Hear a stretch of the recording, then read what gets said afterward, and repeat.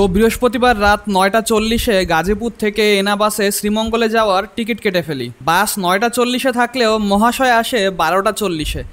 Hello everyone, welcome to the চায়ের রাজধানী শ্রীমঙ্গল। বাসে আসছে হচ্ছে ঢাকা থেকে, অ্যান্ড বাস নামাই দিছে ভোর ৫:৩০টার দিকে।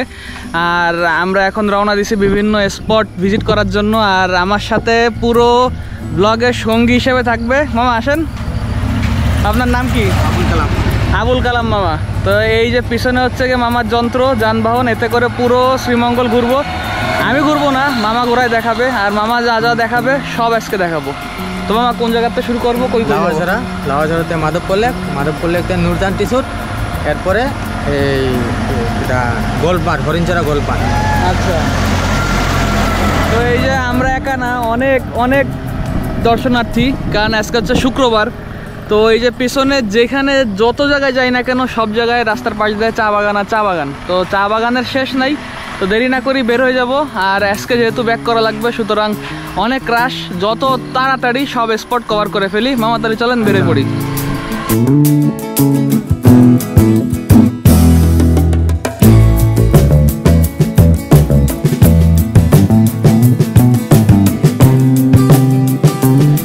গতকাল রাতে অল্প হোক বেশি হোক বৃষ্টি হয়েছে, কারণ আশেপাশে পরিবেশ দেখলে বোঝা যাচ্ছে।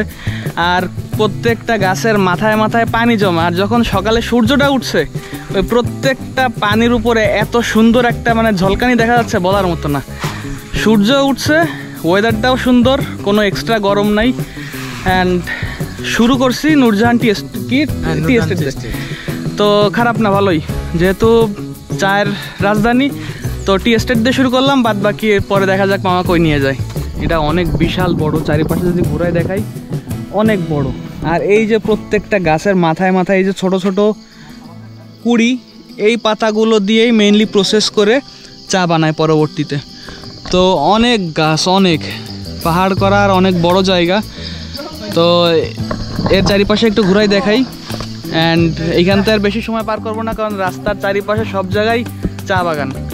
আর এটা অনেক বড় জায়গা, তো স্পেসিফিক্যালি তো এটা দেখে এখন বেরোয় যাব নতুন আরেকটা স্পটে।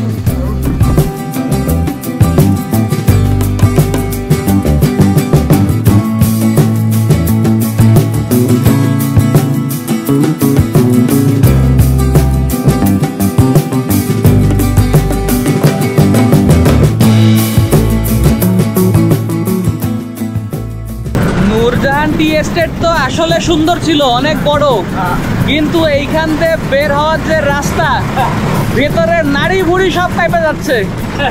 প্রচন্ড ঝাঁকুনি, প্রচন্ড। আর অনেক বড়, তো রাস্তা শেষ হচ্ছে না। যত দূর যাচ্ছি নূরজাহান টি এস্টেট, আর রাস্তাও একদম ইটের রাস্তা, তো ইটের সয়েলিং দেওয়া, ঝাঁকুনি খাইতে খাইতে শেষ। তো আমি এখন যাচ্ছি হচ্ছে আমাদের second spot, Madhabpur lake. And এটা হচ্ছে ত্রিপুরা সাইডে। তো ত্রিপুরা সাইডে না,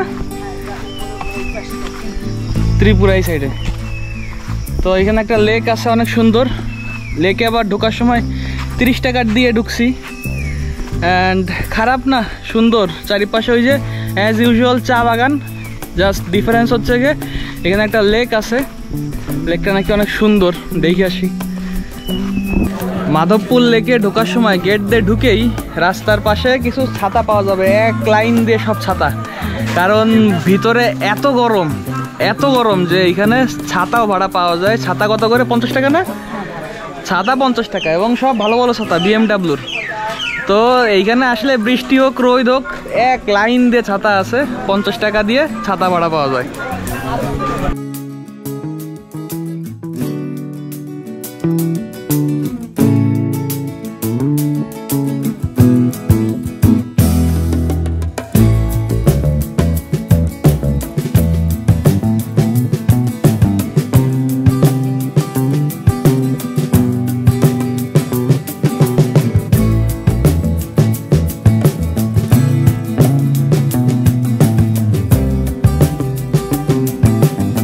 তো মাধবপুর লেকে অনেক ঘুরছি ভাই, প্রচণ্ড রোদ। আর এখানে যারা চা কালেক্ট করে তাদের কাজ শুরু হয় 10টা থেকে 5টা পর্যন্ত। এই টাইম পর্যন্ত যে আসলে এই রোদের ভিতর কাজ করা কি টাফ সেটা ভাষায় বলার মতো না। আগে না আমি বলি, হ্যাঁ 1 2 3 আমি বলবো, তুমি জোরে বলবো। ঠিক আছে, 1 2 3।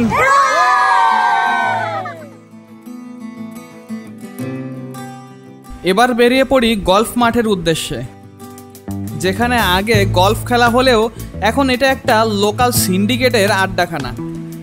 এখানে আসার আগে বাইরে দাঁড়ানো একজন লোককে টাকা দেওয়ার প্রতিশ্রুতি দেওয়াতেই এখানে ঢুকতে দেয়, কিন্তু ভেতরে ঢোকার পর আরও 3 জন লাঠি হাতে টাকার দাবি করে বসে।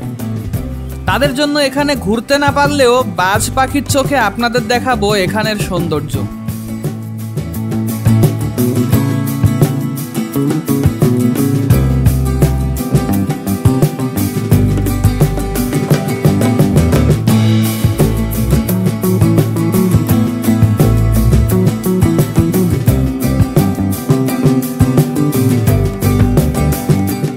তো সকাল থেকে শুরু করে এখন অলমোস্ট 12টা বাজে, অনেক জায়গায় ঘুরছি। অ্যান্ড যে মেইন বিষয়টা নিয়ে কথা বলা হয়নি সেটা হচ্ছে এই সিএনজি ভাড়া। এই যে কামাল মামা, আবুল কালাম মামা, তার সাথে আমি পুরো শ্রীমঙ্গল ঘুরতেছি। আমার এক ফোঁটা মনে হয়নি যে আমি লোকটাকে চিনি না, কিংবা আজকে সকালে চিনছি। সে তার নিজ দায়িত্বে সমস্ত জায়গায় ঘুরায় দেখাচ্ছে, কোনো জায়গায় বাদ দিচ্ছে না। এমন না যে আমি তার সাথে ঠিক করে উঠছি এই জায়গায় যাব, সে যত জায়গা চিনে তার নিজের মতো করে সে পুরো জায়গা ঘুরায় দেখাচ্ছে। আর এই সিএনজি ভাড়া হচ্ছে গিয়ে আমার কাছ থেকে নিচ্ছে 1300 টাকা। আপনি যদি বাস স্ট্যান্ড অথবা রেল লাইন ওইখান থেকে গাড়ি পাবেন, সাতখোলা গাড়ি সিএনজি পাবেন। সাতখোলা গাড়ি হয়তো 2500 3000 4500ও নেয়, আবার সিএনজি 1800 2000 নেয়। কিন্তু মামা আমার কাছ থেকে নিচে হচ্ছে গিয়ে 1300 টাকা। আমি যেহেতু একা ছিলাম, একা ঘুরতেছি, যার জন্য 1300 টাকা আমার একার দেওয়া লাগবে। আপনারা যদি সাথে 3 জন হন তাহলে 3 ভাগে করে নিতে পারবেন। তো আবুল কালাম মামা, আর নাম্বার আমি ডেসক্রিপশন বক্সে দিয়ে দেবো। আর এই হচ্ছে মামা। এবার চলে আসি নীলকণ্ঠ চায়ের দোকানে, যেখানে কিনা 7 থেকে 8 লেয়ারের চা পাওয়া যায়। এটি দেখতে যতটা না সুন্দর, এর টেস্ট ততটাই খারাপ। এটার বডি রেট 85 টাকা থাকলেও নর্মাল দোকানে 10 টাকার চা এর থেকে 1000 গুণে ভালো। এখন আছে এই যে নীলকণ্ঠী চায়ের দোকানের সামনে 7-8 লেয়ারের চা পাওয়া যায়, এটাই খেয়ে বেরোলাম। তো সবাই মোটামুটি আশপাশ দিয়ে ঘুরতে ঘুরতে অনেক সময় লাগাই দেয়, সন্ধ্যা লাগাই দেয়, অনেক সময় পুরোপুরি ঘুরে শেষ করতে পারে না। বাট আমাদের অলমোস্ট 1:30-2টার ভিতরে শেষ, কারণ আমরা শুরু করছিলাম সকাল 6টার সময়। পরিবেশ অনেক ঠান্ডা ছিল, আরামে ঘুরছি। আর এখন এত গরম বলার মতো না। তো আলহামদুলিল্লাহ সব ঘোরাঘুরি শেষ, পুরো দিনই শেষ, একদিনের অর্ধেকের ভিতরে সব ঘুরে ফেলছি। তো এখন বেরোয় যাব। তো দেখা হচ্ছে নতুন কোনো ভিডিওতে।